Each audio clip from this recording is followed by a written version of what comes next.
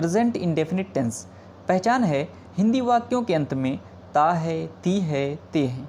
Example, वह school जाता है, मैं खाना खाता हूँ, तुम बाज़ार जाते हो, तुम रात में सोते हो, हम किताब पढ़ते हैं, वे नदी में तैरते हैं। अगर इस तरह के सेंटेंस आ जाएं तो वहाँ पर प्रेजेंट इंडेफिनिट टेंस होगा। दोस्तों इसकी हेल्पिंग वर्ब है डज और डू। स्पेलिंग भी देख लें आपके सामने। डज का जो यूज़ होगा वो थर्ड पर्सन सिंगुलर के साथ होगा, जैसा कि ब्रैकेट में आपके सामने लिखा हुआ है ही, शी, इट, नेम। और जो डू का यूज़ होगा वो प्लूरल में होगा, ब्रैकेट में लिखा हुआ है आई, यू, वी, दे के लिए यूज़ होगा। डज का यूज़ थर्ड पर्सन सिंगुलर में यूज़ होगा और डू का यूज़ प्लूरल में होगा। दोस्तों इस वीडियो को बिल्कुल भी स्किप ना करें, हो सकता है आपकी ये वीडियो बहुत ही काम आ जाए। और दोस्तों बहुत ही आसानी से इस वीडियो में समझाया गया है। तो दोस्तों सबसे पहले हम पढ़ते हैं सिंपल सेंटेंस को। फार्मूला है सब्जेक्ट प्लस वर्ब की first form SEIS plus object. Note है सिंपल सेंटेंस में हेल्प वर्ब का यूज़ नहीं होगा। अब आता है कि SEIS का यूज़ कहाँ पर होगा, तो जिन वर्ब के लास्ट में O, X, CH, SH या डबल S हो तो वहाँ पर हम ES लगाएंगे। बाकी जितना भी बचेगा वहाँ पर हम क्या लगाएंगे, S लगाएंगे। एग्जाम्पल आपके सामने लिखा हुआ है, जैसे GO गो में O आ गया, इसलिए यहाँ पर हम ES लगा देंगे तो हो जाएगा गोज़। तो दोस्तों एक ध्यान देने वाली बात यहाँ पर है, नोट लिखा हुआ है सिर्फ सिंगुलर सब्जेक्ट में ही SEIS का यूज़ होगा। ठीक है दोस्तों, थर्ड पर्सन सिंगुलर के साथ ही SEIS का यूज़ होगा। अगर प्लूरल सब्जेक्ट होगा तो वहाँ पर हम SEIS का यूज़ बिल्कुल भी नहीं करेंगे। अब जैसे आपके सामने लिखा है वॉच, WATCH वॉच, इसमें भी CH आ गया इसलिए हम ES लगाएंगे। तो दोस्तों इस तरह से आप करके आप यहाँ पे एग्जांपल इसका देख सकते हैं। अब चलते हैं कि S कहाँ पर लगेगा। अब देखिए टेक में O, X, CH, SH या डबल S आया ही नहीं है, तो इसमें हम क्या लगाएंगे, S लगा देंगे। ईट है, ईट में भी S लगा देंगे। मेक है, मेक में भी S लगा देंगे। तो इस तरह के आपका SEIS का यूज़ हो गया। अब दोस्तों चलते हैं इसके एग्जाम्पल की तरफ। फार्मूला आपके सामने लिखा हुआ है। एग्जाम्पल है वह स्कूल जाता है। अगर इसको ट्रांसलेट करना होगा तो सबसे पहले हम सब्जेक्ट लगाएंगे। सब्जेक्ट हमारा है वह की इंग्लिश होती है ही हो जाएगा। उसको वर्ब की फर्स्ट फॉर्म लगाएंगे जो होता है गो, और गो में हम ES लगा देंगे तो हो जाएगा ही गोज़। उसके बाद ऑब्जेक्ट हमारा क्या है, school, he goes to school. अब देखिए आपके सामने लिखा हुआ है वह खाना खाता है, तो ठीक है सबसे पहले हम सब्जेक्ट लगाएंगे जो है आपका ही, उसके बाद हम वर्ब लगाएंगे ईट, एस साथ में लगा देंगे, ही ईट्स हो जाएगा। और ऑब्जेक्ट क्या है हमारा, खाना, खाने की इंग्लिश होती है फूड, ही ईट्स फूड। आगे और भी देख लें, उसमें प्लूरल में देख लें, आपके सामने फार्मूला लिखा हुआ बिल्कुल ईजी है।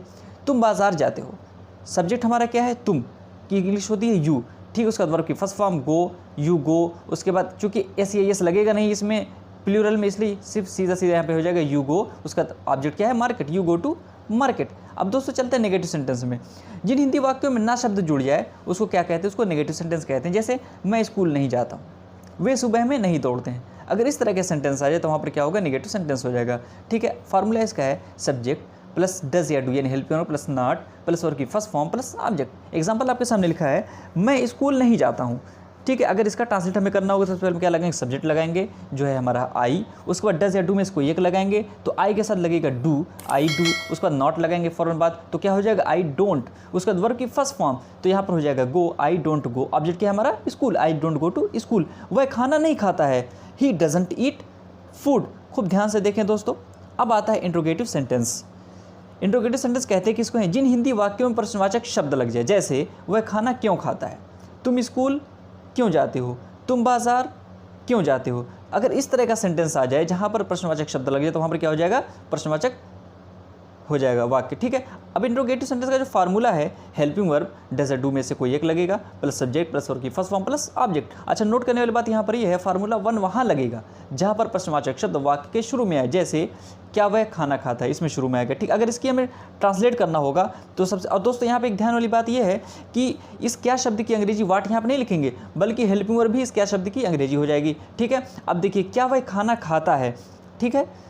तो सबसे पहले हम डज या डू में इसको एक लगाएंगे, क्योंकि यहाँ पे डज लगाएंगे क्योंकि हमारा जो सब्जेक्ट है वो सिंगुलर है, ही है, इसलिए हम डज यहाँ पे लगाएंगे। तो डज, उसके बाद सब्जेक्ट हमारा है ही, डज ही, उसके बाद वर्ब की फर्स्ट फॉर्म ईट, ऑब्जेक्ट क्या है food, does he eat food.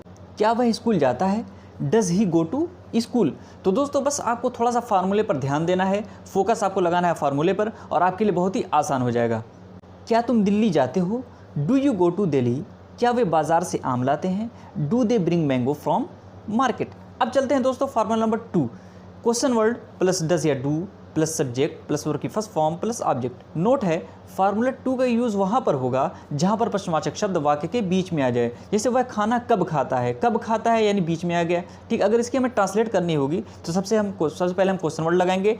कब की इंग्लिश सबसे पहले लगाएंगे तो यहाँ पर हो जाएगा व्हेन, उसके बाद लगाएंगे उसके बाद डज डू में से कोई एक, तो इसमें यहाँ पर क्या लगा है, क्योंकि यहाँ पर सिंगुलर है, सब्जेक्ट हमारा ही है, इसलिए हम डज लगाएंगे तो व्हेन डज, उसके बाद ही लगा देंगे सब्जेक्ट व्हेन डज ही, उसके बाद की फर्स्ट फॉर्म ईट, ऑब्जेक्ट क्या है हमारा food, when does he eat food. तुम घर कब जाते हो, when do you go to home. अब चलते हैं दोस्तों इंट्रोगेटिव नेगेटिव सेंटेंस में, यानी जिसमें प्रश्नवाचक शब्द भी जुड़ा हो और नकारात्मक शब्द भी जुड़ा हो।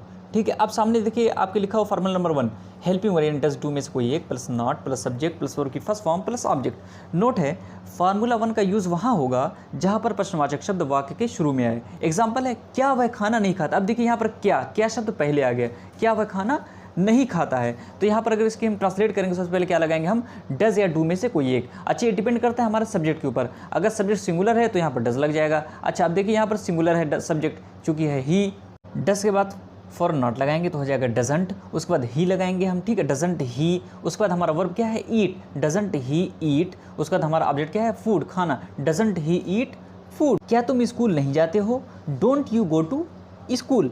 अब चलते हैं फार्मूला नंबर 2 में। फार्मूला नंबर 2 है question word plus does do में से कोई एक plus not plus subject plus verb की first form plus object. Note है, फार्मूला 2 का यूज़ वहाँ पर होगा जहाँ पर प्रश्नवाचक शब्द वाक्य के बीच में आए। जैसे वह खाना क्यों नहीं खाता है। अच्छा, ये देखिए प्रश्नवाचक शब्द बीच में आ गया। ठीक है, वह खाना क्यों नहीं खाता है। अब देखिए अगर इसकी ट्रांसलेट हमें करना होगा इसका, तो क्या होगा, सबसे पहले हम क्वेश्चन वर्ड लगाएंगे। क्यों शब्द की इंग्लिश सबसे पहले हम लिखेंगे जो होती है वाई, उसके बाद डज डू में से कोई एक लगाएंगे। जैसा हमारा सब्जेक्ट होगा वैसे ही हमारा हेल्पिंग वर्ब होगा। क्योंकि सब्जेक्ट हमारा सिंगुलर है इसलिए यहाँ पर लगेगा डज के बाद फौरन बाद नॉट लगाएंगे, वाई डजंट, उसके बाद सब्जेक्ट हमारा है he, why doesn't he, verb लगाएंगे, वर्ब की फर्स्ट फॉर्म ईट हो जाएगा, why doesn't he eat, object हमारा क्या है food, why doesn't he eat food. तुम किताब क्यों नहीं पढ़ते हो, why don't you read book. दोस्तों उम्मीद करता हूँ आपको हमारी ये वीडियो पसंद आई होगी। दोस्तों अगर इसका पार्ट 3 चाहिए तो आप कमेंट कर सकते हैं। दोस्तों अगर आपको हमारी वीडियो पसंद आई तो हमारी इस वीडियो को लाइक करें, शेयर करें और हमारे चैनल को सब्सक्राइब भी कर लें।